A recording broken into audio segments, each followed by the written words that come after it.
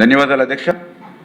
ఉత్తరాంధ్ర సుజల స్రవంతి ఆ రోజు 2014-2019 గౌరవ ముఖ్యమంత్రి నారా చంద్రబాబు నాయుడు గారు ఉత్తరాంధ్ర శ్రీకాకుళం, విజయనగరం, విశాఖపట్నం ఉమ్మడి జిల్లాల యొక్క సస్యశ్యామలం చేయాలనే ఉద్దేశంతో ఆ రోజు మరి 8 లక్షల ఎకరాలకు సాగునీరు అందించాలి, 30 లక్షల జనాభాకు త్రాగునీరు అందించాలి, విశాఖపట్నంకి డ్రింకింగ్ వాటర్, అదేవిధంగా స్టీల్ ప్లాంట్తో సహా పారిశ్రామిక అవసరాలు తీర్చాలనే ఉద్దేశంతో 63.20 టీఎంసీల సామర్థ్యంతో ఈ ఉత్తరాంధ్ర సుజల స్రవంతికి ఆ రోజు చంద్రబాబు నాయుడు గారు 14-19లో శ్రీకారం చుట్టినటువంటి పరిస్థితి అధ్యక్ష.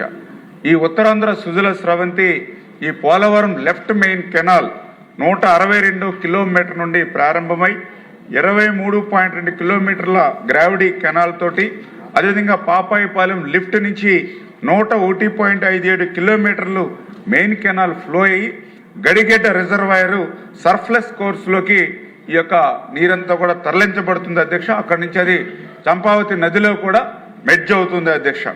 ఈ రకంగా ఉన్నటువంటి ఉత్తరాంధ్ర సుజల స్రవంతిలో ప్రధానంగా 4 రిజర్వాయర్లు కూడా, Pedapudi reservoir 3.15 TMC, Bhudevi reservoir 6.55 TMC, మరి విఎన్పురం రిజర్వాయరు 6.20 టీఎంసీ, తాటిపూడి రిజర్వాయరు 3.80, అంటే టోటల్గా 19.8 టీఎంసీ 4 రిజర్వాయర్లు. అదేవిధంగా ఈ మెయిన్ కెనాల్ తోటి ఈ యొక్క ఉత్తరాంధ్ర సుజల స్రవంతి రూపకల్పన జరిగింది అధ్యక్ష. దీంట్లో 2 ఫేజ్లు, ఫేజ్ 1 అండ్ ఫేజ్ 2.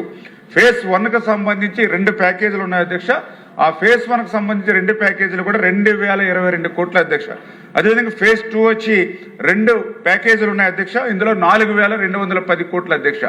ఈ యొక్క 2 ప్యాకేజీలని కూడా మరి నాట్ స్టార్టెడ్ కానీ లేదా బిలో 25% కానిటువంటి ప్రాజెక్టులు రద్దు అవుతున్నటువంటి స్థితిలో ఈ యొక్క ఉత్తరాంధ్ర సుజల స్రవంతి యొక్క అవసరాన్ని గుర్తుపెట్టుకుని ఈ ప్రభుత్వం వీటిని కంటిన్యూ చేస్తూ ఈ యొక్క 2 ప్యాకేజీలు ఫేజ్ 1లో 2022 కోట్లు, ఫేజ్ 2లో 2 ప్యాకేజీలు 4210 కోట్లు కూడా పనులు ముందుకు తీసుకెళ్లాలని ఈ ప్రభుత్వం నిర్ణయం తీసుకుందని చెప్పి తెలియజేసుకుంటూ, దానికి అవసరమైనటువంటి ల్యాండ్ ఎక్విజిషన్ మీద కూడా ఈ ప్రభుత్వం శ్రద్ధ పెట్టిందని తెలియజేసుకుంటూ ఉన్నాం. అదేవిధంగా గౌరవ సభ్యులు 2024-25లో ఎంత కేటాయింపులంటే ఆ రోజు 63 కోట్లు మాత్రమే ఆ రోజు గత ప్రభుత్వంలో ఓటాన్ అకౌంట్ బడ్జెట్లో పెట్టినటువంటి పరిస్థితి అధ్యక్ష. కానీ ఈసారి 2026-2027లో ఈ యొక్క వర్క్స్ నిమిత్తం 500 కోట్ల రూపాయలు, ల్యాండ్ ఎక్విజిషన్ నిమిత్తం 100 కోట్లు, 600 కోట్ల రూపాయలు ఉత్తరాంధ్ర సుజల స్రవంతికి బడ్జెట్లో మన కేటాయింపులు పెట్టినటువంటి పరిస్థితి అధ్యక్ష. ఈ రకంగా ఉత్తరాంధ్ర సుజల స్రవంతిగా కాకుండా ఉత్తరాంధ్రలో 11 ప్రాజెక్టులని ఈ ప్రభుత్వం ప్రయారిటీ తీసుకుంది. దాని నిమిత్తం కూడా 460 కోట్ల రూపాయలు, అంటే దానికి కూడా నిర్ణయం తీసుకోవడం జరిగింది అధ్యక్ష. వీటన్నిటికీ మించి అధ్యక్ష, ఈరోజు ఉత్తరాంధ్ర సుజల స్రవంతికి నీరు రావాలన్నా, ఏదైతే ఉత్తరాంధ్రను సస్యశ్యామలం చేయాలన్నా, పోలవరం యొక్క వరద జలాలు ఉత్తరాంధ్రకు తీసుకురావాలనేటువంటి ప్రక్రియలో పోలవరం లెఫ్ట్ మెయిన్ కెనాల్ అనేది అత్యంత కీలకం అధ్యక్ష. మరి అటువంటి పోలవరం లెఫ్ట్ మెయిన్ కెనాల్కు సంబంధించి 2014-19లో చేసినటువంటి పనులు తప్ప 2019-24 5 సంవత్సరాల్లో ఆ పోలవరం లెఫ్ట్ మెయిన్ కెనాల్కు సంబంధించి ఒక తట్ట మట్టి కానీ, ఒక అర్బస్తా సిమెంట్ కానీ, ₹1 కూడా 5 సంవత్సరాలు ఖర్చు పెట్టలేదని అంటే ఉత్తరాంధ్రకు ఎంత ద్రోహం దగా గత ప్రభుత్వం చేసింది. కానీ ఈ ప్రభుత్వం అధికారంలోకి వచ్చిన తర్వాత ఇది చాలా అవసరమైన విషయం అధ్యక్ష.